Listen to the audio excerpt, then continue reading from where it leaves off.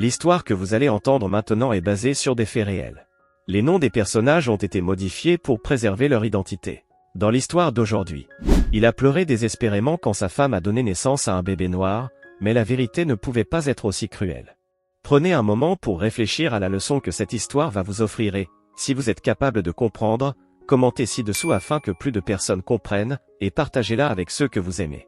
Merci et bonne histoire. Le ciel de Paris était gris ce jour-là, comme s'il pressentait l'importance de ce qui allait se passer. Amélie Durand, une jeune femme aux yeux vifs et au sourire chaleureux, marchait d'un pas nerveux vers le petit café où elle avait rendez-vous. Un rendez-vous à l'aveugle, une idée folle de sa meilleure amie. « Tu verras, Amélie, lui avait dit Sophie avec un clin d'œil malicieux, ce garçon est fait pour toi. » Amélie n'en était pas si sûre. À 28 ans, elle avait déjà eu sa part de déceptions amoureuses. Mais quelque chose dans l'air ce jour-là lui disait que cette rencontre serait différente. Elle poussa la porte du café, le tintement de la clochette annonçant son entrée. C'est alors qu'elle le vit. Assis à une table près de la fenêtre, un homme aux cheveux sombres et au regard intense. Leurs yeux se croisèrent, et le monde sembla s'arrêter de tourner. « Amélie » demanda-t-il, sa voix grave résonnant dans le café presque vide. « Oui » répondit-elle, sa voix à peine plus qu'un murmure. « Et vous devez être Baptiste. »« Baptiste le roi » dit-il en se levant pour lui serrer la main. Dès l'instant où leurs mains se touchèrent, une étincelle jaillit. Amélie sentit un frisson parcourir son corps, et elle sut instantanément que cet homme allait changer sa vie. Ils s'assirent, commandèrent des cafés, et commencèrent à parler. Les heures passèrent comme des minutes alors qu'ils découvraient leurs points communs, leurs rêves, leurs aspirations. « J'ai grandi au Sénégal » expliqua Baptiste, ses yeux brillants de passion. « Mes parents étaient médecins humanitaires. J'ai vu la misère, mais aussi la beauté et la force de l'esprit humain. C'est ce qui m'a poussé à devenir missionnaire. » Amélie écoutait, fascinée.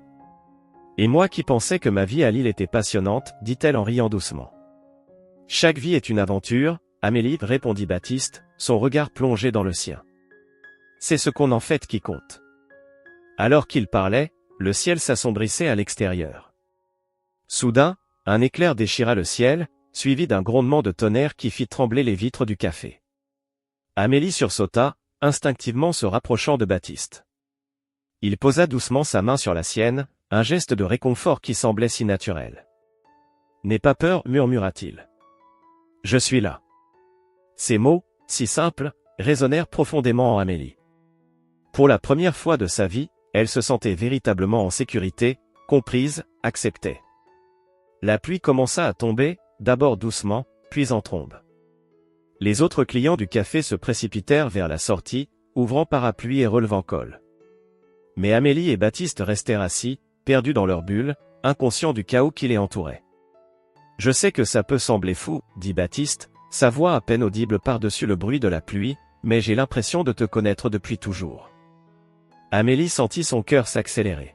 « Je ressens la même chose, avoua-t-elle. » Leurs regards se croisèrent à nouveau, et cette fois, il n'y avait plus de doute. Ils savaient tous les deux qu'ils venaient de trouver quelque chose de rare et de précieux. « Amélie, dit Baptiste, sa voix tremblant légèrement d'émotion, je sais que nous venons à peine de nous rencontrer, mais je sens au plus profond de mon être que nous sommes destinés à faire de grandes choses ensemble. Je veux changer le monde, et je crois que tu es la personne avec qui je veux le faire. » Les yeux d'Amélie s'embuèrent de larmes. « Baptiste, murmura-t-elle, j'ai toujours su qu'il y avait plus dans la vie que ce que je voyais à Lille. Je veux faire une différence, je veux aider les gens, je veux répandre l'amour et la compassion, finit Baptiste pour elle. » Elle hocha la tête, incapable de parler tant l'émotion était forte. À l'extérieur, la tempête faisait rage. Mais à l'intérieur du petit café parisien, Amélie et Baptiste avaient trouvé leur havre de paix. Ils savaient que leur rencontre n'était que le début d'une aventure extraordinaire, une aventure qui les mènerait bien au-delà de leurs rêves les plus fous. Alors que la nuit tombait sur Paris, illuminée par les éclairs occasionnels, Amélie et Baptiste quittèrent enfin le café, main dans la main. Ils marchèrent sous la pluie, insouciants de l'eau qui les trempait jusqu'aux os. Car ils avaient trouvé quelque chose de bien plus précieux que le confort physique, ils avaient trouvé l'amour, la compréhension et un but commun. Ce jour-là, sous un ciel orageux de Paris, deux âmes destinées s'étaient enfin trouvées. Et le monde, sans le savoir encore, allait bientôt être témoin de l'incroyable impact que cet amour allait avoir. 3 ans s'étaient écoulés depuis cette rencontre magique au café parisien. Amélie et Baptiste Leroy étaient maintenant mariés et installés dans une charmante maison à la périphérie de Lyon. Leur amour n'avait fait que grandir, nourri par leurs expériences partagées lors de missions humanitaires en Afrique et en Asie. Mais malgré leur bonheur, une ombre planait sur leur vie, leur désir inassouvi de fonder une famille. Un soir d'automne, alors que les feuilles dorées tourbillonnaient devant leurs fenêtres, Amélie fixait son reflet dans le miroir de la salle de bain. Ses yeux étaient rougis par les larmes, ses épaules affaissées par le poids de l'échec. Une fois de plus, le test de grossesse affichait un résultat négatif. « Amélie ?» La voix douce de Baptiste résonna de l'autre côté de la porte. « Tu vas bien, mon amour ?» Elle ouvrit la porte, se jetant dans les bras de son mari. « Pourquoi, Baptiste ?» sanglota-t-elle. « Pourquoi est-ce que ça ne marche pas? Qu'est-ce qui ne va pas chez moi ?» Baptiste la serra fort contre lui, caressant ses cheveux. « Rien ne va pas chez toi, ma chérie. Nous allons y arriver, je te le promets. » Mais les mois passaient, et leurs rêves semblaient s'éloigner de plus en plus. Ils consultèrent des spécialistes, essayèrent des traitements, mais rien ne fonctionnait. Chaque échec était comme un coup de poignard dans leur cœur. Un jour, alors qu'ils revenaient d'un nouveau rendez-vous chez le médecin, le silence pesait lourd dans la voiture. Soudain, Baptiste frappa le volant de frustration. « Je n'en peux plus !» s'exclama-t-il, ses yeux brillants de larmes contenues. « Pourquoi Dieu nous fait-il subir ça? Nous qui avons tant donné aux autres, pourquoi nous refuse-t-il ce bonheur ?» Amélie posa sa main sur celle de son mari. « Baptiste, regarde-moi, dit-elle doucement. » Quand il tourna les yeux vers elle, elle continua, « Nous ne devons pas perdre espoir. Peut-être que Dieu a un plan différent pour nous. » Ces mots, prononcés avec une conviction qu'elle ne ressentait pas vraiment, semblèrent apaiser Baptiste. Il hocha la tête, reprenant le contrôle de ses émotions. Les semaines suivantes furent difficiles. Amélie se plongea dans son travail d'assistante sociale, essayant d'ignorer la douleur qui lui serrait le cœur chaque fois qu'elle voyait une femme enceinte ou une jeune famille. Baptiste, de son côté, passait de plus en plus de temps à l'église, cherchant des réponses dans la prière. Un soir, alors qu'Amélie rentrait tard du travail, elle trouva Baptiste assis dans l'obscurité du salon, une bougie allumée devant lui.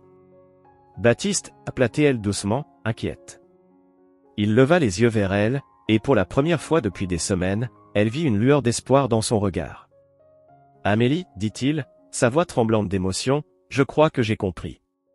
Nous avons passé tellement de temps à nous concentrer sur ce que nous n'avons pas, que nous avons oublié tout ce que nous avons à offrir. » Un soir, alors qu'Amélie rentrait tard du travail, elle trouva Baptiste assis dans l'obscurité du salon, une bougie allumée devant lui. « Baptiste » appela-t-elle doucement, inquiète. Il leva les yeux vers elle, et pour la première fois depuis des semaines, elle vit une lueur d'espoir dans son regard. « Amélie, dit-il, sa voix tremblante d'émotion, je crois que j'ai compris. Nous avons passé tellement de temps à nous concentrer sur ce que nous n'avons pas, que nous avons oublié tout ce que nous avons à offrir. » Intriguée, Amélie s'assit à côté de lui. « Que veux-tu dire ?» Baptiste prit ses mains dans les siennes.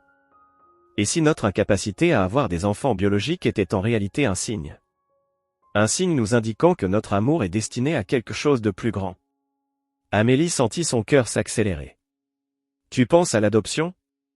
Baptiste hocha la tête, ses yeux brillant d'une nouvelle détermination. « Pas seulement l'adoption, Amélie. Je pense à tous ces enfants que nous avons vus lors de nos missions. Des enfants qui ont désespérément besoin d'amour, de soins, d'une famille. » Amélie sentit une vague d'émotion la submerger. L'idée était à la fois effrayante et excitante. « Tu voudrais qu'on adopte un enfant d'un autre pays? »« Pourquoi pas ?» répondit Baptiste avec passion. « Nous avons tant d'amour à donner, Amélie.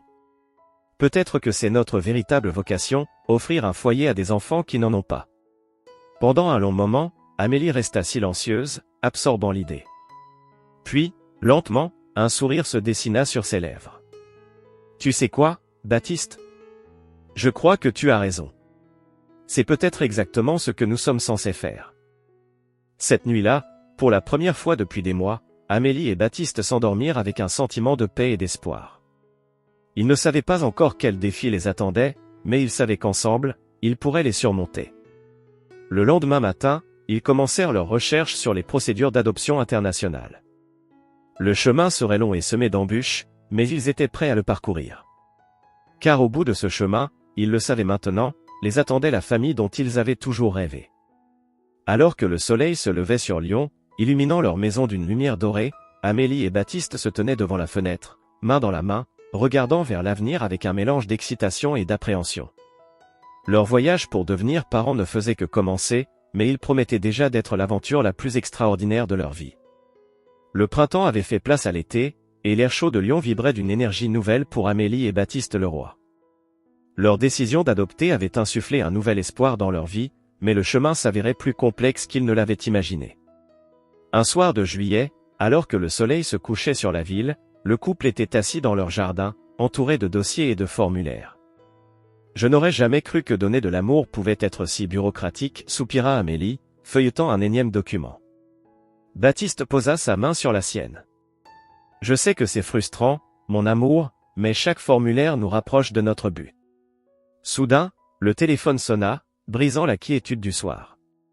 Baptiste se précipita pour répondre, son cœur battant la chamade. « Allô ? » ?»« Oui, c'est Baptiste Leroy, » dit-il, sa voix trahissant son anxiété. Amélie observait son mari, essayant de déchiffrer l'expression de son visage. Après ce qui sembla être une éternité, Baptiste raccrocha, se tournant vers elle avec des yeux brillants d'émotion. « C'était l'agence d'adoption, » annonça-t-il, sa voix tremblante. « Ils ont 2 enfants pour nous, Amélie. » Le cœur d'Amélie fit un bond. « 2 » s'exclama-t-elle, à la fois excitée et effrayée. Baptiste hocha la tête. 2 frères, originaires du Cameroun. Léo et Gabriel. Ils ont 3 et 5 ans. Amélie sentit des larmes de joie couler sur ses joues. Puis, soudain, une réalisation la frappa. « Mais Baptiste, nous n'avions demandé qu'un enfant. Sommes-nous prêts pour 2 ?» Le silence tomba sur le jardin alors qu'il réfléchissait à cette question cruciale. Le chant des grillons semblait amplifier la tension du moment. « Je sais que ce n'était pas notre plan initial, » commença Baptiste, choisissant soigneusement ses mots. « Mais Amélie, pense à ces 2 petits garçons. Ils ont déjà perdu leurs parents. Pouvons-nous vraiment envisager de les séparer ?» Amélie ferma les yeux, essayant d'imaginer ces 2 enfants qu'elle n'avait jamais rencontrés. Son cœur se serra à l'idée de leur souffrance. « Tu as raison, » dit-elle finalement, ouvrant les yeux pour rencontrer le regard de son mari. « Nous ne pouvons pas les séparer. Si nous devons être parents, autant plonger la tête la première, n'est-ce pas ?» Baptiste sourit, soulagé. « Ensemble, nous pouvons tout faire, » affirma-t-il. Les semaines suivantes furent un tourbillon de préparation. Ils transformèrent leur bureau en chambre d'enfants, peignant les murs dans des tons joyeux et achetant des lits superposés. Chaque détail était choisi avec amour, dans l'espoir de créer un foyer accueillant pour Léo et Gabriel. Mais malgré leur excitation, l'anxiété grandissait. Un soir, alors qu'Amélie arrangeait des peluches sur les lits, elle fut submergée par le doute. Baptiste appela-t-elle, sa voix tremblante. « Et si nous n'étions pas à la hauteur ? Et si ces enfants ne nous aimaient pas ? Et si ?» Baptiste la prit dans ses bras, la serrant fort contre lui. « Amélie, écoute-moi. Nous allons faire des erreurs, c'est certain. Mais nous avons tant d'amour à donner. Ces enfants ont besoin de nous, et nous avons besoin d'eux. Nous formerons une famille, pas parfaite, mais remplie d'amour. » Ces mots apaisèrent Amélie, mais une nouvelle inquiétude surgit. Et que diront les gens ? 2 enfants noirs avec des parents blancs. Nous attirons déjà des regards quand nous sortons ensemble. Baptiste prit le visage d'Amélie entre ses mains. Les gens parleront toujours, mon amour. Mais notre famille sera un témoignage vivant que l'amour transcende la couleur de la peau.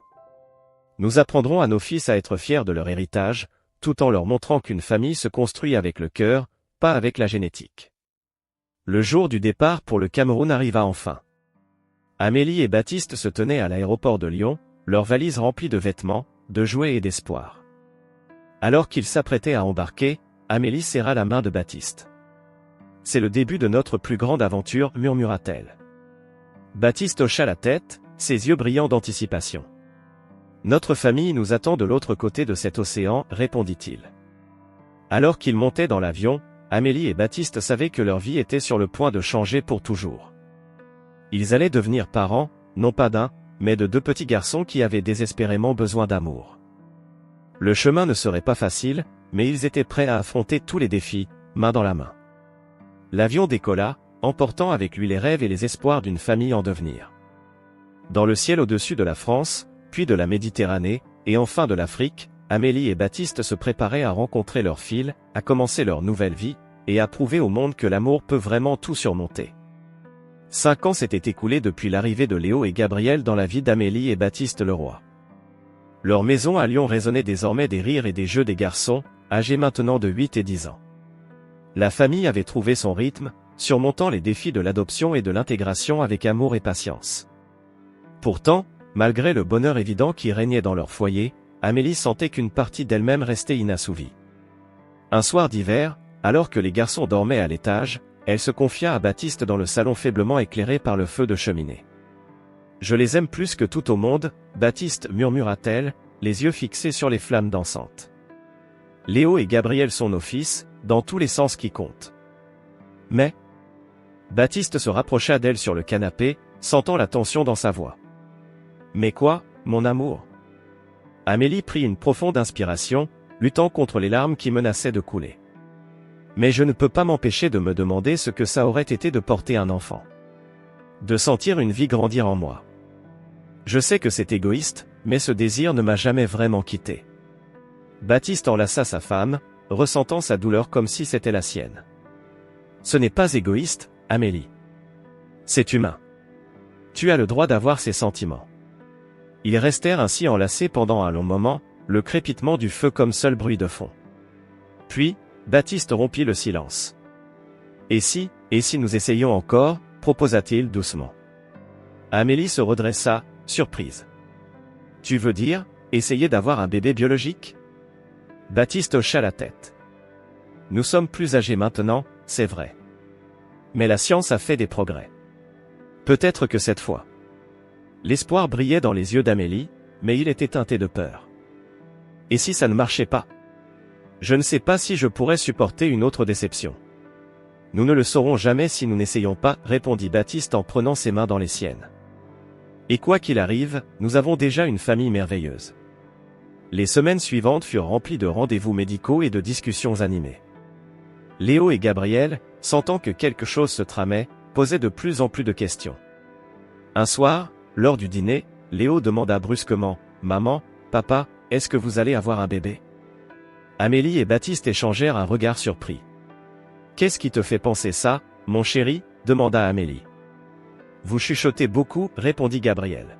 « Et maman va souvent chez le docteur. » Baptiste prit une profonde inspiration. « Les garçons, votre mère et moi avons quelque chose à vous dire. Nous essayons effectivement d'avoir un bébé. » Un silence pesant s'abattit sur la table. Puis, à la surprise de tous, Léo éclata en sanglots. « Vous ne nous aimez plus ?» demanda-t-il entre deux hoquets. Amélie se précipita pour le prendre dans ses bras.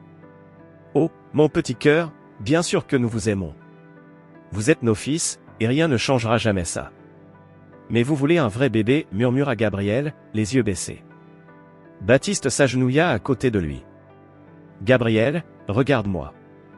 Vous êtes nos vrais enfants. Un bébé ne changerait rien à ça.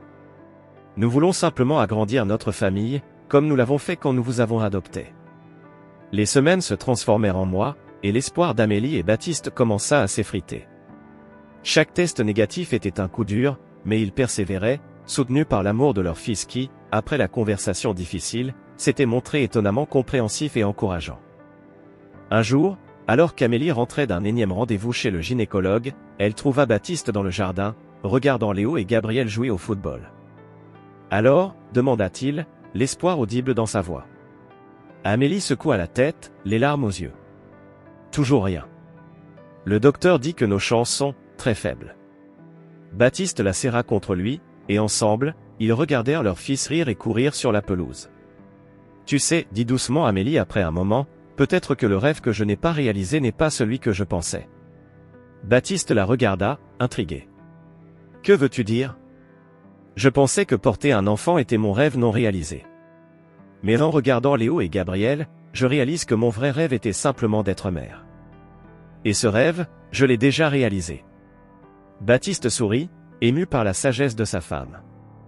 Tu as raison. Nous avons déjà la famille dont nous avons toujours rêvé. Alors que le soleil se couchait sur leur jardin, Amélie et Baptiste appelèrent leur fille pour rentrer. Ce soir-là, ils dînèrent ensemble, riant et partageant les événements de leur journée. Et bien qu'une partie d'Amélie ressentirait toujours une pointe de regret pour l'expérience de la grossesse qu'elle n'aurait jamais, elle savait au fond d'elle-même qu'elle avait tout ce dont elle avait besoin. Leur famille n'était peut-être pas conventionnelle, mais elle était remplie d'amour, de joie et de gratitude. Et pour Amélie et Baptiste, c'était plus que suffisant. L'été touchait à sa fin, et la famille Leroy se préparait pour la rentrée scolaire. Léo, maintenant âgé de 11 ans, allait entrer au collège, tandis que Gabriel, 9 ans, entamait sa dernière année de primaire. Amélie et Baptiste, ayant fait la paix avec l'idée de ne pas avoir d'enfants biologiques, se concentraient sur leur famille actuelle et leur travail. Un matin de septembre, alors que les garçons prenaient leur petit déjeuner, Amélie fut prise d'un viol vertige dans la cuisine. « Maman » appela Gabriel, inquiet. « Ça va ?» Baptiste se précipita pour soutenir sa femme. « Amélie, tu es toute pâle. Qu'est-ce qui se passe ?» Amélie secoua la tête, désorientée. « Je ne sais pas. Je me sens bizarre depuis quelques jours. »« Tu devrais voir un médecin » insista Baptiste. Amélie acquiesça à contre-séhure, pensant qu'il s'agissait probablement d'un simple virus. Le lendemain, alors qu'Amélie attendait dans le cabinet du docteur Moreau, son médecin de famille, elle ne pouvait s'empêcher de ressentir une étrange appréhension. Quand le docteur revint avec ses résultats, son expression était indéchiffrable. « Madame Leroy, commença-t-il, j'ai une nouvelle, inattendue pour vous. » Le cœur d'Amélie se serra. « Est-ce grave, docteur ?» Un sourire apparut sur le visage du docteur Moreau. « Pas du tout. Amélie, vous êtes enceinte. » Le monde sembla s'arrêter autour d'Amélie. « Enceinte » répéta-t-elle, incrédule. « Mais, comment est-ce possible ? Nous avions arrêté d'essayer. » « La nature a parfois ses propres plans, répondit doucement le docteur. Mais ce n'est pas tout. Les analyses montrent un taux d'hormones très élevé. Je voudrais faire une échographie pour confirmer, mais je pense que vous attendez des jumeaux. Amélie sentit la pièce tourner autour d'elle. Des jumeaux ? Après toutes ces années d'attente et de déception ? L'échographie confirma les soupçons du docteur Moreau, mais avec une surprise supplémentaire qui laissa Amélie et le médecin sans voix. « Ce n'est pas possible, murmura Amélie, les yeux rivés sur l'écran. « C'est rare, mais pas impossible, répondit le docteur Moreau, tout aussi stupéfait. « Madame Leroy, vous n'attendez pas des jumeaux, mais des triplés. » Amélie quitta le cabinet médical dans un état second. Comment allait-elle annoncer ça à Baptiste ? Et aux garçons ? Leur vie était sur le point de changer radicalement. Ce soir-là, après que les enfants furent couchés, Amélie s'assit avec Baptiste dans leur salon. « Chérie, tu me fais peur, » dit Baptiste, notant l'expression troublée de sa femme. « Que t'a dit le médecin ?» Amélie prit une profonde inspiration. « Baptiste, je suis enceinte. » Le visage de Baptiste passa de la surprise à la joie en une fraction de seconde. « Enceinte ? Mais c'est merveilleux. » Il s'arrêta, remarquant que sa femme ne partageait pas son enthousiasme. « N'est-ce pas ? » Ce n'est pas tout, continua Amélie, sa voix tremblante. Nous attendons des triplés. Le silence qui suivit fut assourdissant. Baptiste, d'habitude si éloquent, semblait avoir perdu l'usage de la parole. « Dis quelque chose, supplia Amélie. » Baptiste se leva brusquement et commença à faire les 100 pas dans le salon. « 3 bébés, marmonna-t-il. 3. En plus de Léo et Gabriel. 5 enfants. Comment allons-nous gérer ça ? » Amélie sentit les larmes lui monter aux yeux. « Je sais que c'est fou. Je suis terrifiée, Baptiste. Mais une partie de moi est aussi excitée. C'est le miracle que nous n'espérions plus. » Baptiste s'arrêta de marcher et regarda sa femme. Soudain, un sourire illumina son visage. « Tu as raison. C'est fou, c'est effrayant, mais c'est aussi merveilleux. Nous allons y arriver, ensemble. » Il prit Amélie dans ses bras, et ils restèrent ainsi enlacés, riant et pleurant à la fois. Le lendemain matin, ils réunirent Léo et Gabriel pour leur annoncer la nouvelle. « Les garçons, commença Baptiste, votre mère et moi avons quelque chose d'important à vous dire. » Vous allez divorcer? Demanda Léo, anxieux. Non, mon chéri, rit Amélie. C'est tout le contraire. Notre famille va s'agrandir. Je suis enceinte. Les garçons restèrent silencieux un moment, puis Gabriel demanda, on va avoir un petit frère ou une petite sœur? En fait, répondit Baptiste, vous allez avoir 3 petits frères ou sœurs. Maman attend des triplés. Les réactions furent mitigées. Léo semblait inquiet, tandis que Gabriel sautait d'excitation. Ça va être comme avoir notre propre équipe de foot, s'exclama Gabriel. Léo, plus réservé, demanda, mais où allons-nous tous vivre? Notre maison est déjà pleine. Amélie et Baptiste échangèrent un regard. C'était une des nombreuses questions pratiques auxquelles ils devraient répondre dans les mois à venir. Nous trouverons une solution, assura Amélie. L'important, c'est que nous soyons tous ensemble. Alors que la nouvelle se répandait parmi leurs amis et leurs familles, Amélie et Baptiste se préparaient pour le plus grand défi de leur vie. Leur maison allait bientôt résonner des pleurs de 3 nouveaux bébés, et leur cœur allait s'élargir pour accueillir encore plus d'amour. Cette grossesse inattendue était à l'image de leur vie, pleine de surprises, de défis, mais surtout d'amour. Et ensemble, ils étaient prêts à affronter cette nouvelle aventure, un jour à la fois. 5 ans s'étaient écoulés depuis l'arrivée des triplés dans la famille Leroy. Amélie et Baptiste, maintenant parents de 5 enfants, avaient dû relever de nombreux défis, mais leur amour n'avait fait que grandir face à l'adversité. Un samedi matin ensoleillé, la famille se préparait pour une journée spéciale. Ils avaient décidé d'organiser une grande fête dans le parc local pour célébrer le 5e anniversaire des triplés, Lucas, Chloé et Emma. Alors qu'Amélie tressait les cheveux de Chloé, elle ne put s'empêcher de sourire en repensant au chemin parcouru. « Tu es prête pour ta grande journée, ma puce ?» demanda-t-elle doucement. Chloé hocha la tête avec enthousiasme. « Oui, maman. »« Est-ce que Léo et Gabriel seront là aussi ?» ?»« Bien sûr, » répondit Amélie. « Ils sont en train d'aider papa à charger la voiture. » À cet instant, Baptiste entra dans la chambre, portant Emma sur ses épaules. « Tout est prêt » annonça-t-il joyeusement. « Il ne manque plus que nos princesses. » La famille arriva au parc, où leurs amis et leurs familles les attendaient déjà. Léo, maintenant âgé de 16 ans, et Gabriel, 14 ans, se précipitèrent pour aider à installer les décorations et les tables de pique-nique. Alors que la fête battait son plein, Amélie remarqua un groupe de personnes qui les observaient de loin. Elle reconnut certains de leurs voisins, ceux qui avaient toujours eu du mal à accepter leur famille atypique. Baptiste, remarquant son inquiétude, s'approcha d'elle. « Tout va bien, mon amour ?» Amélie soupira. « Je pensais que les gens s'étaient habitués à nous maintenant. » Mais ces regards. Baptiste serra sa main. « Pourquoi ne pas les inviter à se joindre à nous? Montrons-leur ce qu'est vraiment une famille. » Rassemblant son courage, Amélie s'approcha du groupe. « Bonjour, dit-elle avec un sourire chaleureux. Nous célébrons l'anniversaire de nos triplés. Voulez-vous vous joindre à nous? » Il y eut un moment de silence gêné, puis une femme fit un pas en avant. « C'est très gentil à vous, Madame Leroy. Nous ne voulions pas nous imposer. » « Vous ne vous imposez pas du tout, insista Amélie. Venez, il y a de la nourriture et des boissons pour tout le monde. Peu à peu, la glace se brisa. Les voisins commencèrent à discuter avec la famille Leroy et leurs amis, découvrant la beauté de leur diversité.